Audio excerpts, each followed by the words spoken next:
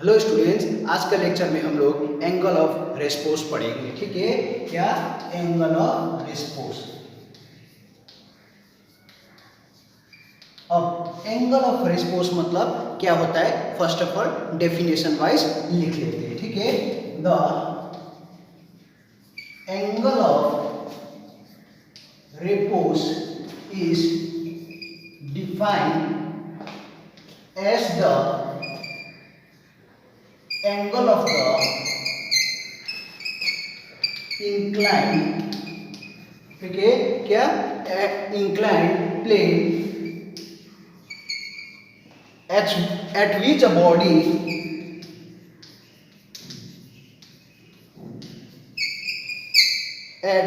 a body placed on it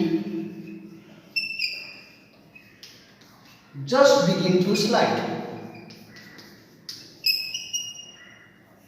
Just begin to slide. ठीक है, मतलब एंगल ऑफ रेस्पोस मतलब क्या बोला जा रहा है, angle of the inclined plane. Suppose ये हम लोगों को अभी हम लोग डेफिनेशन वाइज जान रहे हैं कि ये क्या है, हम लोगों का एक हॉरिजॉन्टल सरफेस है, यहाँ पर एक बॉडी रख दिया। ठीक है, जैसे हम लोग का ये बॉडी को क्या करेंगे, हम लोग थोड़ा सा ऊपर में मतलब क्या कर दिया, ये नॉर्मल हम लोग का हॉरिजॉन्टल से सर्टन एक एंगल में इंक्लाइन कर दिया, ताकि ये जो बॉडी है जो हॉरिजॉन्टल सरफेस में है वो क्या करेगा, स्लाइड करना स्टार्ट करेगा। उसी को क्या बोला जाता है, एंगल ऑफ रेस्पोस। ठीक है, अब इसी को हम लोग with the help of diagram हम लोग सीखेंगे एंगल ऑफ रेस्पोस। ठीक है, अभी हम लोग का क्या है, यहाँ पर सपोज एक बॉडी है, एक हॉरिजॉन्टल सरफेस में एक बॉडी है। अभी एंगल ऑफ रेस्पोस मतलब क्या हुआ है, ये बॉडी को ऐसा एक एंगल में बनाना है एट एन इंक्लाइंड प्लेन, जिसपे क्या करेगा, ये बॉडी स्लाइड करेगा। ठीक है, दैट मीन्स अभी स्लाइड होगा नहीं होगा। तो अब इसी प्लेन को हम लोग यहाँ पर ये प्लेन, ठीक है, अब यही प्लेन को सर्टन एक एंगल से यहाँ पर क्या हो जाएगा, थीटा। इनिशियली हम लोग ने पढ़ा था इस टाइप से। ठीक है, यहाँ पर एक्ट कर रहा था, क्या कर रहा था, एक्ट डाउनवर्ड mg कर रहा था। वैसे यहाँ पर है, अभी वो जो बॉक्स है अभी स्लाइड नहीं कर रहा था, पर एंगल ऑफ रेस्पोस में हम लोग को क्या बोला गया था, is defined as the angle of the inclined plane. ठीक है, inclined plane at which the body just begin to slide. ठीक है, acting on it just begin to slide, मतलब ये बॉडी क्या होगा, अब जस्ट मूवमेंट की तरफ बढ़ने वाला होगा। यही एंगल को हम लोग एंगल ऑफ रेस्पोस बोला जाता है। ठीक है, अभी यहाँ पर ये वाला, अब इसको हम लोग कंपोनेंट में बांटेंगे। ठीक है, तो हम लोगों को पता है ये mg क्या होता है, इट ऑलवेज एक्ट डाउनवर्ड। ठीक है, अब यहाँ पर एक सर्टन एंगल के साथ बना है, ये हम लोग ने नाम दे दिया थीटा। सो बाय रिजॉल्विंग हम लोग का ये क्या हो जाएगा, mg cos थीटा हो जाएगा, क्योंकि इस टाइप का मैंने ट्रायंगल बना के किया था। अब यहाँ पर यही वाला रिजॉल्व करेंगे तो ये क्या हो जाएगा, mg sin थीटा। ठीक है, अब हम लोगों को ये हम लोग का कंपोनेंट हो गया, पर फ्रिक्शन किधर की साइड एक्ट कर रहा है, हम लोग का इधर की साइड एक्ट कर रहा है। ठीक है, अब हम लोगों को फाइंड कर क्या करना है, एंगल ऑफ रेस्पोस कितना होता है ये हम लोगों को फाइंड करना है। ठीक है, यहाँ पर हम लोग देखेंगे तो 3 टू फोर्स एक्ट कर रहा है, एक वर्टिकली डाउनवर्ड, ठीक है, दूसरा ये हम लोग का एक नॉर्मल की तरफ देखेंगे तो क्या हो जाएगा, mg cos थीटा। ये हम लोग का रिएक्शन ऐसे चला जाएगा फिर। ठीक है, दैट मीन्स हम लोगों को रिएक्शन क्या हो जाएगा, किसके बराबर हो जाएगा, mg cos थीटा के बराबर। सो I इक्वल टू क्या हो जाएगा, mg cos थीटा हो जाएगा। ठीक है, ये हम लोग का इक्वेशन नंबर 1 हो गया। अब यहाँ पर देखेंगे तो यहाँ पर भी सर्टन एक मास से साथ था, सर्टन एक वेलोसिटी के साथ होगा, तो यहाँ से भी हम लोग एक इक्वेशन निकालेंगे। ठीक है, तो यहाँ से हम लोग का क्या हो जाएगा, ये दोनों बराबर हो जाएगा। तो F इक्वल टू क्या लिख सकते हैं, mg साइन थीटा लिख सकते हैं। ये हम लोग का इक्वेशन नंबर 2 हो गया। ठीक है, अब यही दो इक्वेशन को हम लोग रिलेट करेंगे तो क्या हो जाएगा, equation 2 divided by equation 1, 2 divided by 1 कर दिया। ठीक है, सो फाइनली हम लोगों को क्या मिलेगा, यहाँ से देखेंगे F equal to mg sine theta और यहाँ पर ये डिवाइडेड बाय, ठीक है, यहाँ पर पार्ट पार्ट में डिवाइडेड कर देता हूँ, r mg cos थीटा हो गया। दैट मीन यहाँ से हम लोग को क्या हो गया, mg कट गया। ठीक है, so F divided by r equal to क्या मिल जा रहा है, हम लोगों को tan थीटा मिल जा रहा है। ठीक है, पर हम लोग ने क्या पढ़ा है, F divided by r equal to mu, ये भी एक पढ़ा था। सो यहाँ से हम लोगों को फाइनली ये इक्वेशन और ये इक्वेशन रिलेट करेंगे तो हम लोग को क्या मिल जाएगा, mu equal to tan theta. So this is क्या है हम लोग का एंगल ऑफ रेस्पोस के लिए हम लोग का क्या लिख देंगे, हम लोग theta equal to tan inverse of mu. So अब हम लोगों को क्लियरली समझ में आ गया होगा, that means coefficient of static friction is the tangent of angle of repose भी बोला जाता है। ये हम लोग का क्या हो गया, coefficient of static friction is equal to the tangent of the angle of repose, यही हम लोगों को लिखा गया है। ठीक है, एक बार स्लॉट समरी में बता दे रहा हूं। ठीक है, अभी हम लोग का हॉरिजॉन्टल में पर हम लोग का एंगल ऑफ रेस्पोस बोल के क्या बोला गया है, is the defined as the angle at which a body placed on it, यहाँ पर था जस्ट स्लाइड करने के लिए क्या कर दिया, एक सर्टेन एंगल में ले लिया, यहाँ पर एक एंगल में ले लिया। ठीक है, पर mg किधर एक्ट करेगा, डाउनवर्ड, यहाँ पर डाउनवर्ड ही एक्ट कर रहा है। देखो, फिर उसके बाद सर्टेन एक एंगल बना थीटा। ठीक है, अब ये रिजॉल्व करेंगे तो ये क्या हो जाएगा, mg cos थीटा, और ये पार्ट वाला इधर में रिजॉल्व करेंगे तो क्या हो जाएगा, mg sin थीटा। अब ये यहाँ पर हम लोग का फ्रिक्शन हो गया, F इक्वल टू क्या हो जाएगा, mg sin थीटा हो जाएगा, और रिएक्शन किसके बराबर हो जाएगा, mg cos थीटा। वही हम लोग ने इक्वेशन को लिखा है, R equal to mg cos theta और F equal to mg sin theta. अब हम लोग ने इक्वेशन 2 और 1 को डिवाइड कर दिया तो क्या हो जाएगा, F by R equal to mg get cancel, tan theta बच गया। और हम लोग ने पढ़ा है F इक्वल टू क्या होता है, म्यू इंटू R पढ़ा है। सो यहाँ से F डिवाइडेड बाय म्यू मतलब हम लोग F डिवाइडेड बाय R मतलब क्या है, म्यू होता है। म्यू मतलब कितना हो गया हम लोग का, tan थीटा, वही बोला जा रहा है। That means coefficient of static friction is equal to the angle of tangent of किसका, एंगल ऑफ रेस्पोस का। ठीक है, this is so angle of रेस्पोस।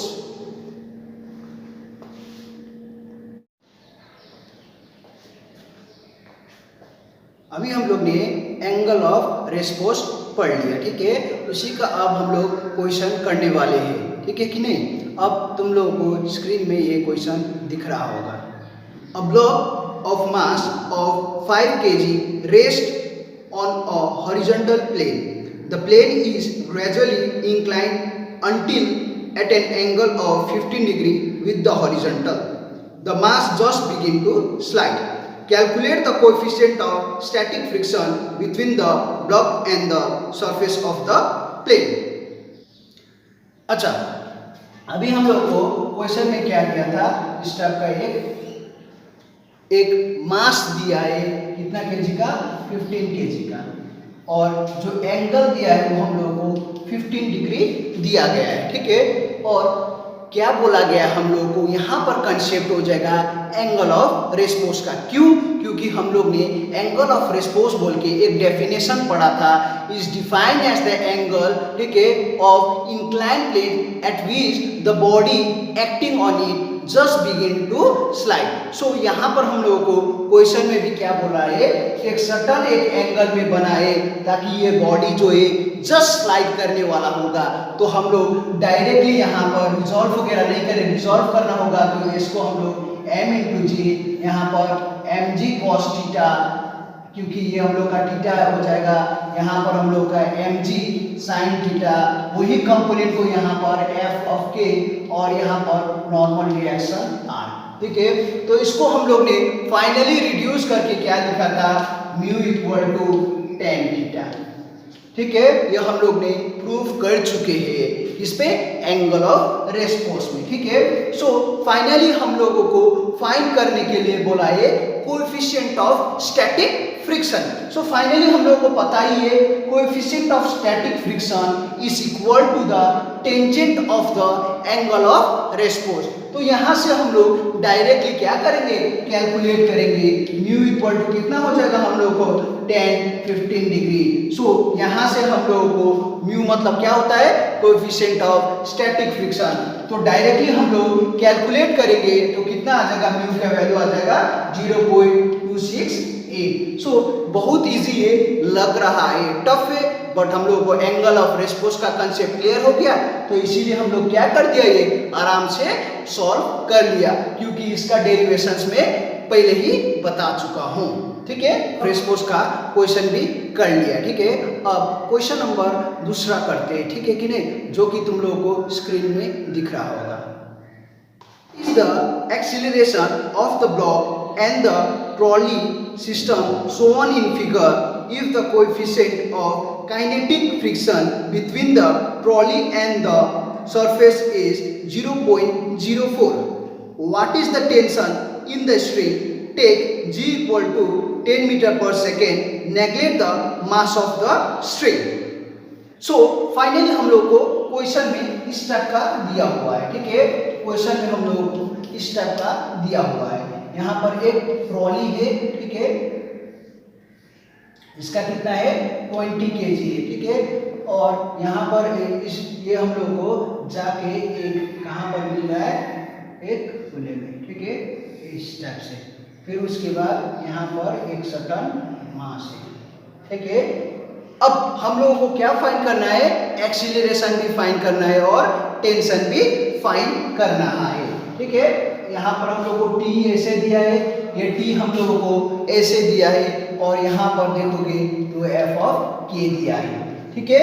और कुछ दिया है यहाँ पर, इसका भी वैल्यू दिया है हम लोग को, कितना दिया है 30 न्यूटन, और ये कितना दिया है हम लोग को 3 kg। जैसे ये काइनेटिक फ्रिक्शन इधर की तरफ एक्ट कर रहा है, मतलब एक्सीलरेशन किधर की तरफ एक्ट कर रहा है, इधर की तरफ। सो इसको हम लोग according to the free body diagram solve करेंगे। फर्स्ट ऑफ ऑल ये पार्ट को मैं रिड्यूस कर दे रहा हूँ, ठीक है, ये पार्ट को मैं रिड्यूस कर दे रहा हूँ। ये हम लोग का 30 न्यूटन हो गया। यहाँ पर मैंने छोटा वाला W से नोटेशन किया है, यहाँ पर बड़ा वाला W से नोटेशन किया है। ये हम लोग का छोटा वाला W लिख दे रहा हूँ, ठीक है। अब यहाँ पर कितना है हम लोग का T दिया है, और ये कितना दिया है 3 kg दिया है, मास इज एक्टिंग डाउनवर्ड। अब यहाँ से मैंने बोला है जब भी एक्सीलरेशन, ठीक है, नीचे की तरफ एक्ट कर रहा है, मतलब ये क्या हो जाएगा, बड़ा वाला माइनस छोटा वाला इस इक्वल टू क्या लिख सकते हैं हम लोग, m इंटू ए। सो यहाँ पर कितना है 3 इंटू ए, ये हम लोग ने इक्वेशन नंबर 1 दे दिया। सिंपल से याद करना है, कुछ भी ऐसा नहीं है, क्योंकि एक्सीलरेशन क्या हो रहा है नीचे में। बस कैसे पता चला हम लोग को, काइनेटिक फ्रिक्शन इधर में एक्ट करे, मतलब एक्सीलरेशन क्या हो जाएगा, अपोजिट में रहेगा। तो ये चीज से हम लोग को क्या हो गया, एक्सीलरेशन ऐसे देखा जाए तो ये इधर की तरफ एक्ट कर रहा है, वो नीचे की तरफ जा रहा है। दैट मीन्स यहाँ पर ये बड़ा वाला हो गया, बड़ा वाला माइनस छोटा वाला इक्वल टू क्या हो जाएगा, m इंटू ए हो जाएगा। अब ये पार्ट का हम लोग ने FDD बना लिया, ये हम लोग का फ्री बॉडी डायग्राम 1 कर लिया। अब इसके लिए भी फ्री बॉडी डायग्राम करना पड़ेगा, क्योंकि इस पे भी क्या है, मास एक्ट किया है, ठीक है। सो फाइनली हम लोग इसके लिए बनाएंगे, तो यहाँ पर क्या हो जाएगा, ये हम लोग का FDD 2 के लिए, ठीक है। यहाँ पर हम लोग का क्या है, एफ ऑफ के एक्ट कर रहा है, यहाँ पर टेंशन T ऐसे एक्ट कर रहा है, और 20 kg ऐसे एक्ट कर रहा है, और एक्सीलरेशन ऐसे है। सो फाइनली यहाँ से मैं इसको ड्रॉप कर देता हूँ ताकि और इजी हो जाए। अब ये हम लोग को एक इक्वेशन मिल गया, दूसरा इक्वेशन यहाँ से भी मिल जाएगा। सो यहाँ से देखोगे तो बड़ा वाला कौन सा हो जाएगा, T minus F subscript K equal to m into A, that means 20 into A. यहाँ से भी हम लोग को दूसरा इक्वेशन मिल गया, ये इक्वेशन हो गया इक्वेशन नंबर 2। एफ ऑफ के फाइंड करना है। एफ ऑफ के मतलब क्या हो जाता है हम लोग को, म्यू इंटू एन। ये हम लोग का हो जाएगा यहाँ पर काइनेटिक फ्रिक्शन का। सो हम लोग ने पढ़ा है नॉर्मल के लिए कितना होता है, m इंटू जी। सो हम लोग को ऑलरेडी दिया है, कितना दिया है मास 20 kg इंटू ग्राम, ये हम लोगों को n मिल जाएगा। और म्यू का वैल्यू भी हम लोग को दिया है 0.04। सो यहाँ पर डालेंगे 0.04 इंटू कितना आ जाएगा 20 इंटू 10, कैलकुलेट करेंगे तो f ऑफ k आ जाएगा 8। ठीक है, सो यहाँ पर हम लोग इम्प्लीमेंट कर दे रहे हैं, ताकि और इजी हो जाए।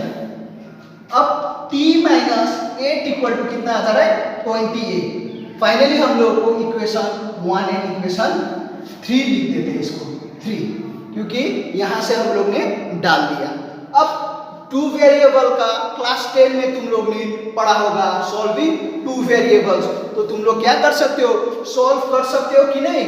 यहाँ पर सॉल्विंग वन वेरिएबल क्या हो गया t हो गया और दूसरा वेरिएबल a हो गया। क्लास 10 में हम लोग ने पढ़ा है सॉल्विंग टू वेरिएबल। तो यहाँ पर तुम लोग सॉल्व करोगे तो t आ जाएगा हम लोग को 27.1 न्यूटन, 27.1 न्यूटन, और एक्सीलरेशन आ जाएगा। ये तुम लोगों को एज अ होमवर्क दिया जा रहा है, ताकि तुम लोग करके मुझे दे देना।